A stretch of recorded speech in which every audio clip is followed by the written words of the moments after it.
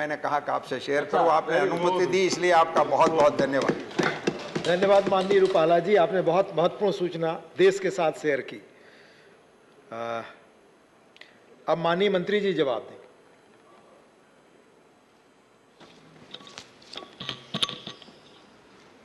माननीय उपसभापति महोदय, आज मल्टी स्टेट कोऑपरेटिव सोसाइटी संशोधन विधेयक 2023 पर हमारे माननीय जन सदस्यों ने चर्चा की है, सार्थक चर्चा की है। मैं उनको धन्यवाद देता हूं। महत्वपूर्ण चर्चा में भाग भी लिया है, अपने महत्वपूर्ण सुझाव भी दिए हैं और बिल का समर्थन भी किया है। माननीय सदस्यों में माननीय निरंजन बिशी जी, माननीय एस निरंजन रेड्डी जी, माननीय अनिल सुखदेव राव बोंडे जी, माननीय एम थम्बी दुरई जी, माननीय विजयपाल सिंह तोमर जी, माननीय बी विजय साई रेड्डी जी, माननीय जी के वासन जी, माननीय कमलेश सोनी जी, माननीय धनंजय माणिक जी, माननीय नरहरि अमीन जी और माननीय मिथिलेश कुमार जी, और साथ ही साथ आदरणीय माननीय मंत्री जी ने भी हम सबको एक दृष्टांत, माननीय मंत्री जी ने, रूपाला जी ने सहकारिता का बहुत ही सफल दृष्टांत देकर के बच्चों के संबंध में बताया, उनको भी धन्यवाद देता हूं। और मैं इसी के साथ इस बिल के संबंध में मैं कहना चाहता हूं कि हम सब जानते हैं कि सहकारिता का इतिहास हमारे देश में लगभग 15 वर्ष पुराना है और इन 115 वर्षों में सहकारिता ने नए नए आयाम भी प्रस्तुत किए हैं और हम ये भी जानते हैं कि सहकारिता प्रारंभ से ही भारतीय संस्कृति का प्राण रहा है और भारत ने सहकारिता का विचार विश्व को दिया है। और अपने भारत के स्वतंत्रता के 75वें सालगिरह जो अमृत महोत्सव मना रहे हैं, इसमें हाल ही में सहकारिता ने भी अंतर्राष्ट्रीय सहकारिता दिवस जो 100वां मनाने का काम किया है और साथ ही साथ दुनिया की महामारी और उसके बाद आर्थिक मंदी से जिस तरह से दुनिया उभर रही है, लेकिन सहकारिता मंत्रालय ने इन 2 वर्षों में नए नए इनिशिएटिव्स लिए हैं और ख़ास तौर से माननीय सहकारिता मंत्री के नेतृत्व में जैसे जो काम किए हैं बहुत ही महत्वपूर्ण हैं। आज ऐसे वक्त में 140 करोड़ के देश ने माननीय प्रधानमंत्री मोदी के नेतृत्व में ये तय किया कि सहकारिता की ऊर्जा के साथ साथ नए भारत की रचना हम सहकारिता के माध्यम से करेंगे और हमारे सहकार के महर्षियों का योगदान आज हम नहीं भूल सकते और सहकारिता के योगदान में जिन्होंने इस इमारत को खड़ा किया है उन महर्षियों को मैं याद करना चाहता हूं, जिसमें सरदार वल्लभ भाई पटेल, हमारे बैकुंठ भाई मेहता जी, तिरुनाई दास पटेल जी, विठलराव विखे पाटिल जी, यशवंतराव चौहान जी, लक्ष्मण राव ईमानदार जी, वकील साहब और माधवराव गोडबोले, धनंजय राव गाडगी और वर्गीस कुरियन जैसे महर्षियों को आज मैं इस सदन में नमन करता हूं और उनके योगदान को भी मैं नमन करता हूं। माननीय उपसभापति महोदय, हम सहकारिता का शब्द सह और कार्य अर्थात मिलजुल करके हम जो काम करते हैं उसी को सहकारिता कहते हैं और यह सहकारिता जनता के द्वारा और जन कल्याण के लिए और जन भागीदारी से बनाया हुआ शब्द ये सहकारिता का होता है और सहकारिता जनतंत्र में बहुत समानता है। दोनों जनता की नींव पर खड़े हैं और दोनों जन सहभागिता से बने।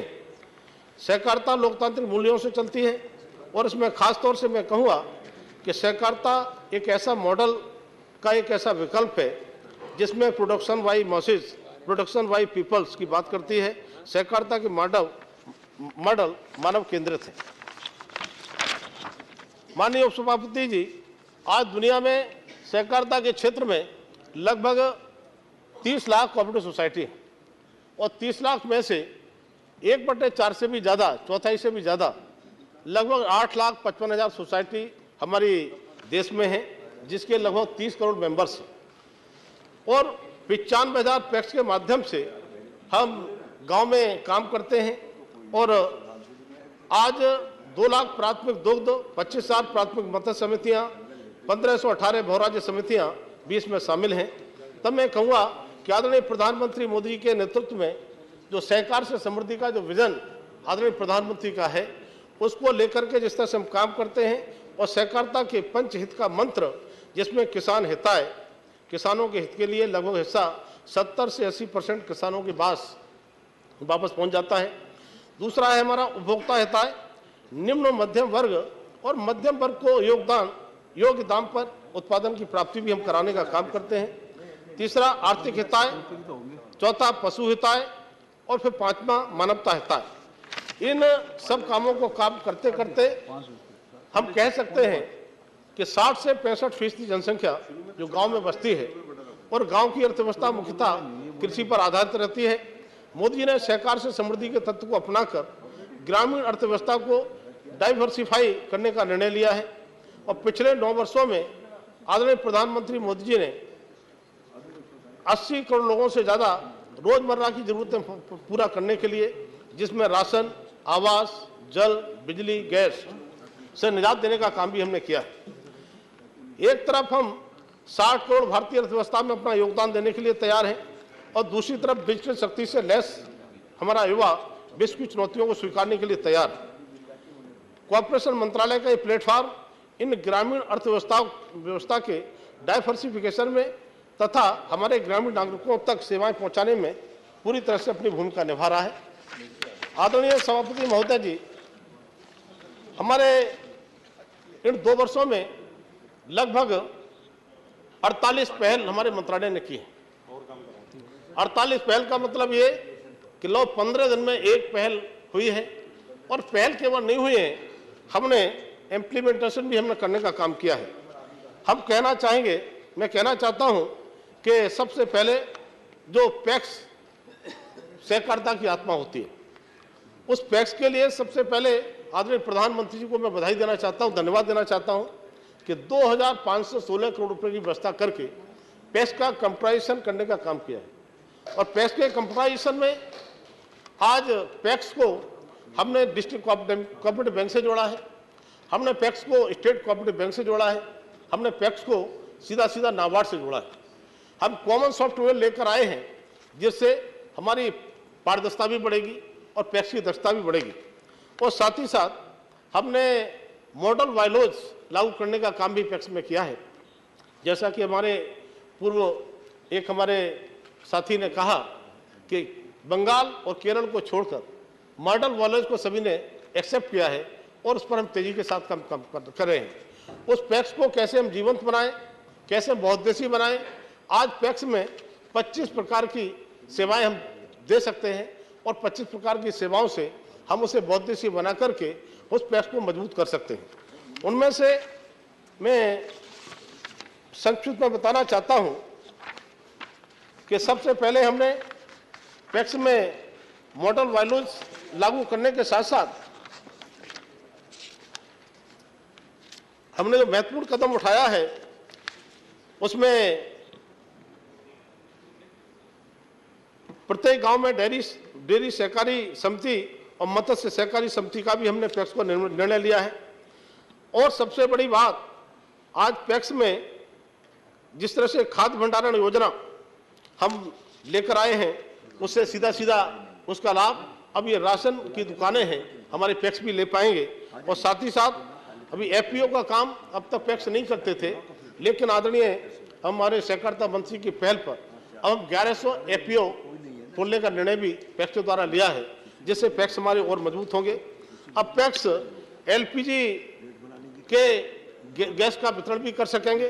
अब पैक्स पेट्रोल और डीजल के रिटेल रिटेल हमारे पेट्रोल पंप भी लगा सकेंगे, उनके लिए प्रायोरिटी देने का काम किया है। और इतना ही नहीं, जन सेवा केंद्रों का काम अब तक पैक्स पर नहीं होता था, लेकिन हमने सीएससी को भी इसमें जोड़ने का काम किया है। अब जन सेवा केंद्रों के माध्यम से, कॉमन सर्विस सेंटर के माध्यम से हम पैक्स को मजबूत करेंगे। भाई ठिकाना बनेगा 300 प्रकार से ऊपर की सेवाएं जो जन सेवा केंद्र के माध्यम से मिलती हैं, हम पैक्स के माध्यम से भी हम देने का काम करेंगे। और अभी इतना ही नहीं, आने वाले समय में हम पैक्स में हम रेल के रिजर्वेशन भी हम पैक्स से कर पाएंगे। हम आने वाले समय में हम हवाई जहाज के टिकट भी हम उसमें रिजर्व कर पाएंगे। और साथ ही साथ जन औषधि केंद्र। जन औषधि केंद्र हम सब जानते हैं कि लगभग पूरे देश में 9,300 से ऊपर हमारे जन औषधि केंद्र हैं और उन जन औषधि केंद्रों के लिए अब तक पैसे व्यवस्था नहीं थी, लेकिन अब पैक्स जन औषधि केंद्रों को भी खोल पाएंगे, जिससे गांव का गरीब आदमी, गांव का किसान, शोषित वंचित उन सस्ती दवाइयों का लाभ उठा सकता है और पैक्स में हम जाकर के उन दवाइयों को ले सकते हैं। अभी आदरणीय प्रधानमंत्री मोदी जी ने 1 लाख से ऊपर प्रधानमंत्री किसान समृद्धि केंद्र का उद्घाटन किया है।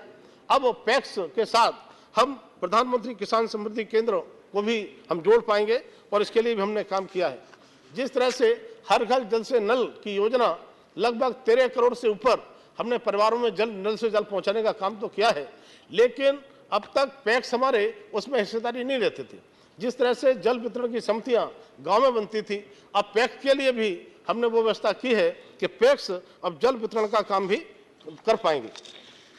साथ ही साथ जैसा कि बताया गया कि देशव्यापी मैपिंग के लिए राष्ट्रीय सहकारी डेटाबेस बनाने का काम भी किया है और ये लगभग 95% करीब हमने उस काम को पूरा कर लिया है। शीघ्र ही उस डाटाबेस होने से हम पूरे देश की एक तरह से मैपिंग करने का काम ठीक से करेंगे।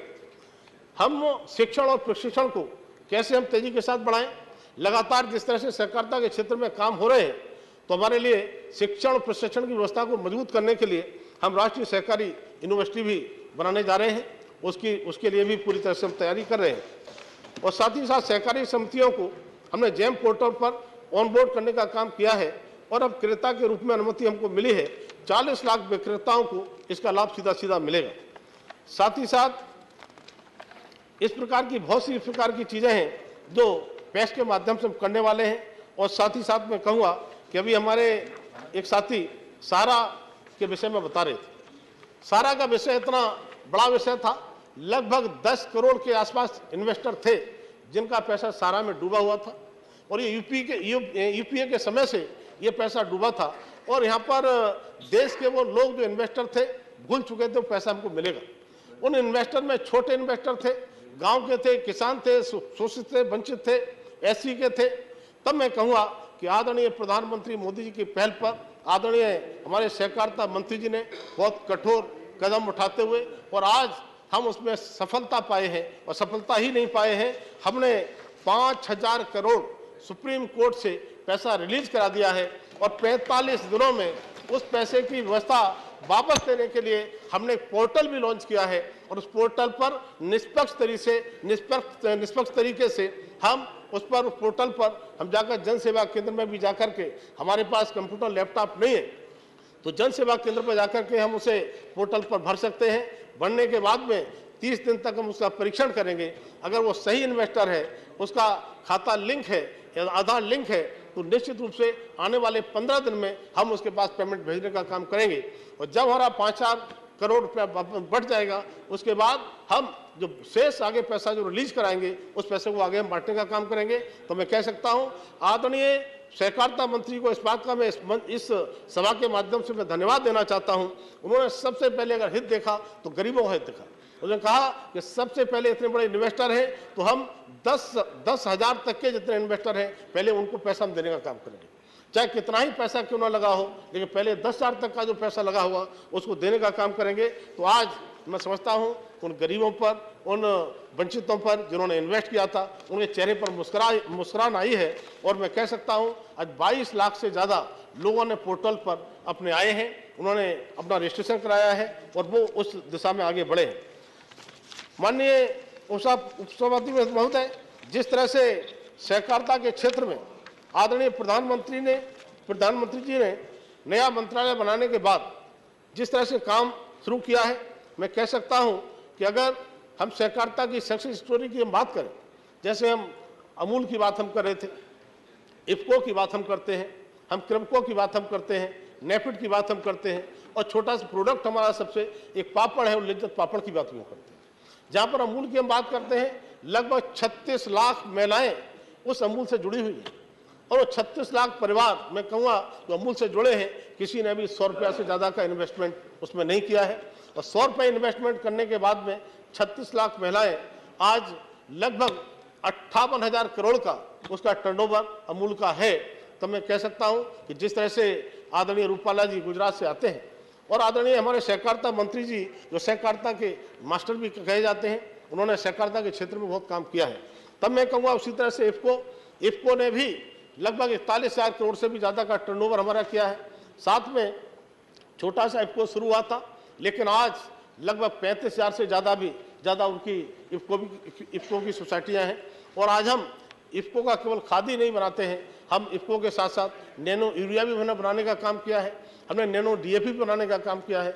आज नैनो यूरिया और नैनो डीएपी के माध्यम से जो हम काम करते हैं, देश पर जो हमें उर्वरक पर जो सब्सिडी का लोड जो पड़ रहा है, मुझे लगता है कि नैनो यूरिया और ये हमारी नैनो डीएपी जब जाएगी तो हम उस वजन को भी घटाने का काम करेंगे। और जो वो यूरिया काम करती है उससे ज़्यादा कहीं इफेक्टिव हमारी नैनो यूरिया भी काम करती है।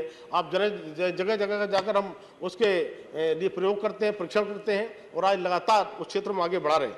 मैं इसी प्रकार से मैं कहूँ कि जहाँ मैंने सारी बड़ी संस्थाओं की बात की, तो मैं लिज्जत पापड़ की बात भी करना मैं चाहता हूँ। एक महिला ने कुछ महिलाओं को जोड़ करके एक समिति बनाने का काम किया और एक पापड़ बनाने का काम किया, और आज वो लिज्जत पापड़ के नाम से प्रसिद्ध है। और लिज्जत पापड़ ये देश का ही नहीं, वो अंतर्राष्ट्रीय प्रोडक्ट हमारा बन के रह गया है और 2000 करोड़ से ज़्यादा टर्नओवर उस लिज्जत पापड़ का भी आता है। माननीय उपसभापति महोदय कि जिस तरह से हमने लगातार सहकारिता के क्षेत्र में काम किया है और आज मल्टी स्टेट कोऑपरेटिव सोसाइटी संशोधन विधेयक हम लेकर आए हैं, अच्छा तो ये रहता कि हमारे जो विपक्ष के लोग हैं वो भी इसमें भागीदारी लेते, क्योंकि जिस तरह से सहकारिता आगे बढ़ रहा है, अभी $5 ट्रिलियन की बात जो हुई थी, मैं कह सकता हूं कि हमने 2025 में $5 ट्रिलियन की अर्थव्यवस्था की बात तो की है, लेकिन ये $5 ट्रिलियन की अर्थव्यवस्था बिना सहकारिता के पूरी नहीं हो सकती। हम जिस तरह से हम रोजगार की बात करते हैं, बेरोजगारी की बात करते हैं, हम सोचते हैं कि किस तरह से हमारे एम्प्लॉयमेंट जनरेशन की बात हम करते हैं, एम्प्लॉयमेंट जनरेशन की लिमिट होती है, लेकिन सहकारिता के माध्यम से हम करोड़ों लोगों के लिए काम दे सकते हैं। और मैं विश्वास के साथ कह सकता हूं, जिस तरह से 48 पहल हमारी की गई हैं और जिस तरह से वो इम्प्लीमेंट जब होंगी तो हम कह सकते हैं कि लगातार उनमें हम बहुत अच्छा काम करेंगे। एक दूसरा विषय, अभी कुछ ही दिनों पहले बजट सत्र में आदरणीय प्रधानमंत्री जी ने 2 लाख पैक्स खोलने के लिए हमको कहा है, और 2 लाख 5 वर्षों में पैक्स खोलना, उन क्षेत्रों में पैक्स कैसे हमारी जो है सभी जगह पहुंचे, सर्वस्पर्शी कैसे बने, समावेशी कैसे बने, तो हम कह सकते हैं सर्वव्यापी बनाने के लिए अब तक लगभग 1,60,000 पंचायत ऐसी थी जहां पर हमारी कोई कोऑपरेटिव मूवमेंट नहीं था। उस कोऑपरेटिव मूवमेंट को बढ़ाने के लिए, पूरा करने के लिए, उसको सर्वस्पर्शी सर्वव्यापी बनाने के लिए 2 लाख पैक्स, वो हमारी पैक्स होंगी, हमारी मत्स्य की होंगी, हमारी डेयरी की होंगी, उनको करके हम पूरी तरह से पूरे देश को हम कवर करना चाहते हैं। कोई ग्राम पंचायत ऐसी न छूटे जिसमें हमारा कोऑपरेटिव मूवमेंट जो है उसमें न हो। माननीय उपसभापति महोदय, एक बहुत बड़ी बात अगर मैं नहीं कहूँगा तो अधूरी रह जाएगी, मैं कहूँगा कि अन्न भंडारण योजना, अन्न भंडारण योजना जो हमारी आई है, विश्व की सबसे बड़ी योजना है, आदरणीय प्रधानमंत्री जी लेकर आए हैं। उस अन्न भंडारण योजना में जिस तरह से मैं कहना चाहता हूं कि हमारी देश की 18% पॉपुलेशन पूरे दुनिया की, और 18% पॉपुलेशन को केवल 11% हमारी लैंड है जो एग्रीकल्चर लैंड है।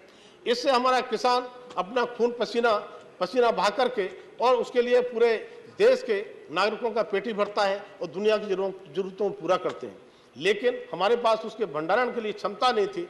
भंडारण को क्षमता केवल 47% थी। उस 47% क्षमता से ही हम अपना भंडारण करते थे।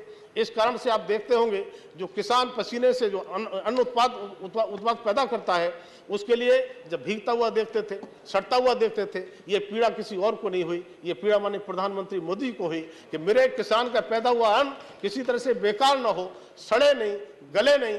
उसका महत्व समझते हुए अन्न की कीमत, जिस तरह से अभी श्री अन्न के बारे में मैं ज़्यादा चर्चा नहीं करूँगा, आप जानते हैं, इसी तरह से बढ़ावा जो देने का काम किया है, तब मैं कह सकता हूं उस अन्न भंडारण योजना में हम पैक्स स्तर पर हम लगभग उनको हम अन्न भंडारण का हम गोदाम भी बनाने का काम करेंगे।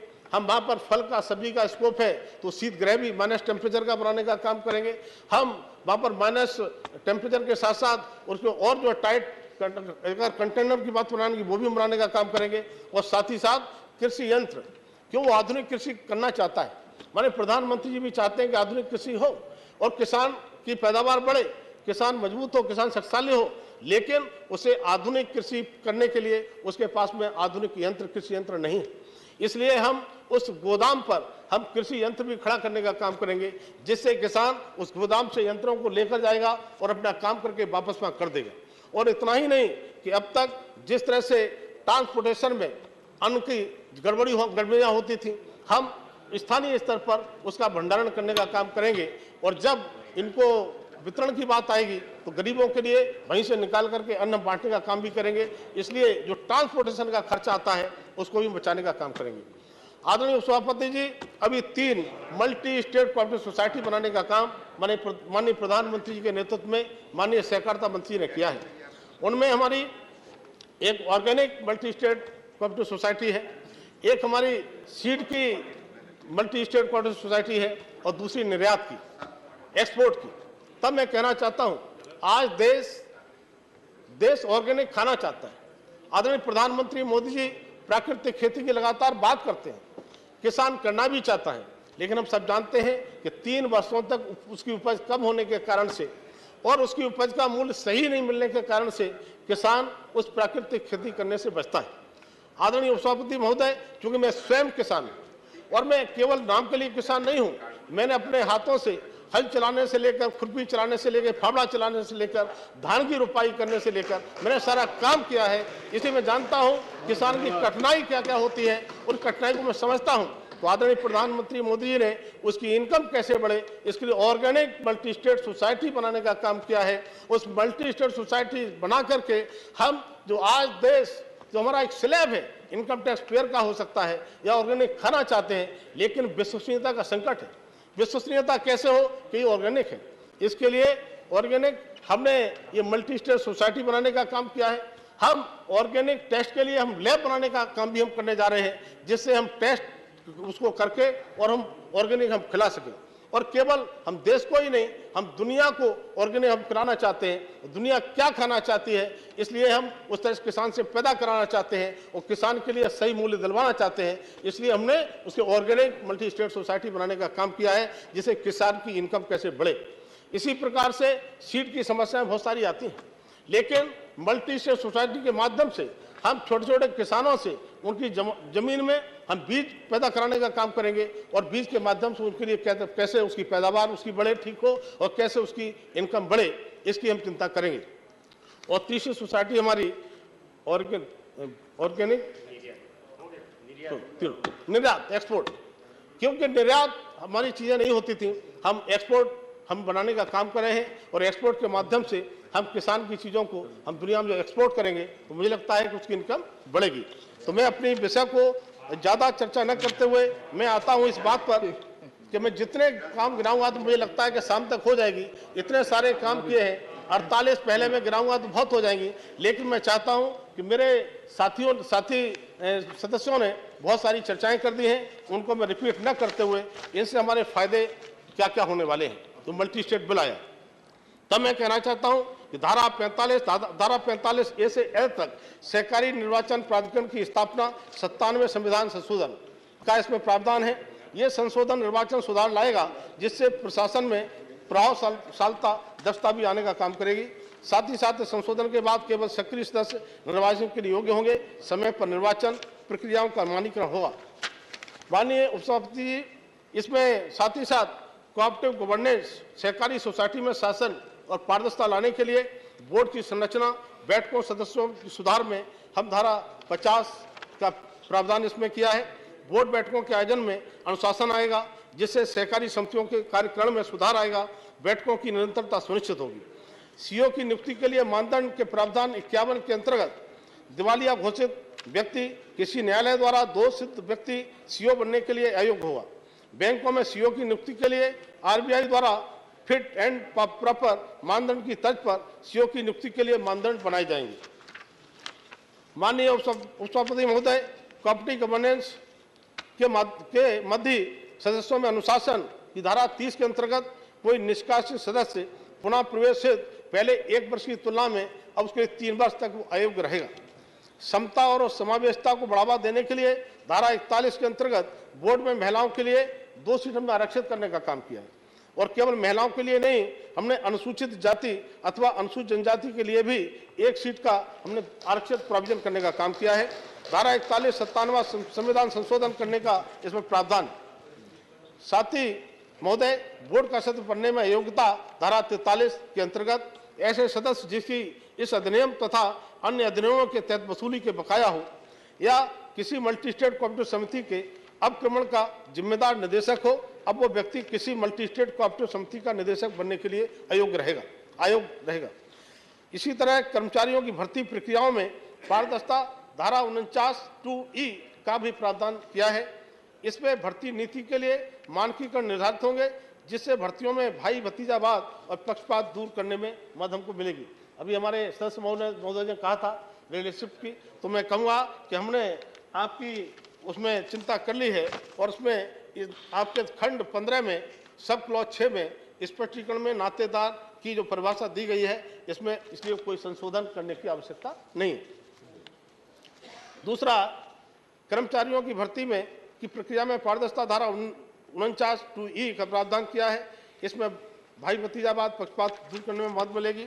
साथ ही साथ कार्यकारी समितियों से बेहतर शासन सुनिश्चित धारा 53 बोर्ड द्वारा कार्यकारी समिति या मल्टी स्टेट कोऑपरेटिव समिति के उपनियमों के अनुसार समितियों और समितियों का गठन भी करेंगे। ऑडिट एंड एथिक्स समिति का गठन भी इसमें रहेगा। साथ ही साथ फाइनेंशियल एम्पावरमेंट तथा डिसिप्लिन केंद्रीय पंजीयक द्वारा पैनल से ऑडिटर की नियुक्ति धारा 70(2)(3)A के तहत प्रावधान किया है, जिसमें केंद्रीय पंजीयक द्वारा स्वीकृत पैनल से ऑडिटर की नियुक्ति की जाएगी। राष्ट्रीय सहकारी समितियों के ऑडिट रिपोर्ट को संसद में रखा जाएगा। संशोधित प्रावधान से ऑडिट और अकाउंटिंग में अनुशासन पारदर्शिता बढ़ेगी। ऑडिट और अकाउंटिंग के निर्धारित मानक के प्रावधान से पारदर्शिता और वित्तीय अनुशासन धारा 73 में इसका प्रावधान रहेगा। जो जब तक ऐसे मानकों का निर्धारण न हो जाता, तब तक institute of chartered accounts of India ICAI के मानक ही मानक होंगे। सहकारी बैंकों को RBI के मानकों को अपनाना होगा। इससे ऑडिटिंग में एक रूपता सुनिश्चित होगी, जिससे पारदर्शिता वित्तीय अनुशासन भी होगा सदस्यों को। तो इस तरह से इसमें सारे प्रावधान हमने किए हैं। और मैं कहूँगा कि अंत में 2 विषय अपने कहते हुए अपनी बात को पूरा करूँगा। इसमें जो हमारे साथी सांसदों ने सुझाव दिया है, मैं उनका स्वागत करता हूँ। और साथ ही साथ इस कोऑपरेटिव में टैक्स से संबंधित बहुत सारे ऐसी चीज़ें थी जो सहकारिता को बढ़ने में अवरोध पैदा करते थे। तो हमने टैक्स की सभी रियायतों को उनको ठीक करने का काम किया है। हमने रियायतों को या तो टैक्स को खत्म करने का काम किया है या टैक्स को घटाने का काम किया है। तो एक एक चीज को बताऊंगा तो शायद विस्तार से आपको देर लगेगी। चीनी मिल का जिस तरह से आपने जिक्र किया चीनी मिलों का, उसमें 10,000 करोड़ तक का सीधा रियायत हमने उसमें देने का काम किया है। इसी तरह से बैंकिंग के क्षेत्र में जो निकासी पर हमको टैक्स देना पड़ता था, उसको या तो हमने खत्म किया है या हमने कम करने का काम किया है। और साथ ही साथ हमने निकासी पर उनकी निकासी की लिमिट भी बढ़ाने का काम किया है। 1 करोड़ से 3 करोड़ किया है और हमने 20,000 से 2 लाख करने का काम किया है। मैं अपनी विस्तार से चर्चा न करता हुआ लगातार जिस तरह से हमने हर क्षेत्र में काम किया है, तब मैं कह सकता हूं कि मैं अंत में आप सबसे निवेदन करता हुआ इस मल्टी स्टेट कोऑपरेटिव सोसाइटी संशोधन जो हमारा संशोधन बिल है, इससे बहुत बड़े लाभ होने वाले हैं। और सहकारिता को जिस तरह से आदरणीय प्रधानमंत्री जी चाहते हैं, उस दिशा में सहकारिता इसके माध्यम से चलेगी। और सहकार से समृद्धि का विजन और साथ ही साथ सहकारिता आंदोलन जमीनी स्तर तक और हम सर्वस्पर्शी और सर्वव्यापी बनाने का जो विचार माननीय प्रधानमंत्री का है, वो पूरा करने का काम करेंगे। अंत में महोदय से मैं प्रस्ताव करता हूं कि विधेयक पारित किया जाए।